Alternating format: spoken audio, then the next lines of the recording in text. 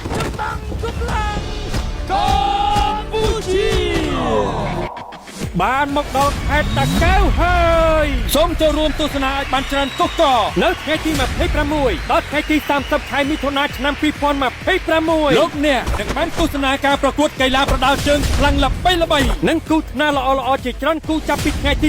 29ដល់ថ្ងៃទី30នៅលើសង្វៀនអ្នកចម្បាំងកម្លាំងកម្ពុជាថ្នាលគុណខ្មែរដើម្បីពង្រឹងកីឡាករថ្នាលឲ្យឆ្ពោះទៅកាន់ឆាកអន្តរជាតិលើពីនេះយើងក៏មានការប្រគំតន្ត្រី Cambodia Energy Drink Concert ចាប់ពីថ្ងៃទី26ដល់ថ្ងៃទី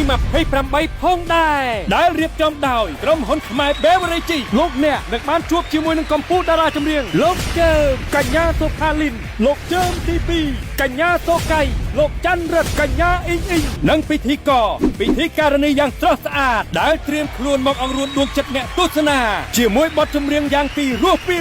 ជួបគ្នាចាប់ពីថ្ងៃទី26ដល់ថ្ងៃទី30ខែមិថុនាឆ្នាំ2026នៅទីតាំងចិត្តផ្សារប៉ាងអាស័យដែលស្ថិតនៅក្នុងភូមិព្រៃញើខុំខ្វាវស្រុកសំរោងខេត្តតាកែវសូមចូលរួមទស្សនាដោយសេរីនិងផ្សាយបន្តផ្ទាល់នៅលើ Facebook ផេកផ្លូវការសហព័ន្ធកីឡាគុណខ្មែរអគ្គនាយកដ្ឋានកីឡា KB Auto CK Media នាំមកជូនដាច់មកដោយភេសជ្ជៈបើកម្លាំងកម្ពុជា Cambodia Black ភេសជ្ជៈបើកម្លាំងដាស់ភេសជ្ជៈបើកម្លាំងវើភេសជ្ជៈបើកម្លាំង Express និងទឹកពិសាកម្ពុជា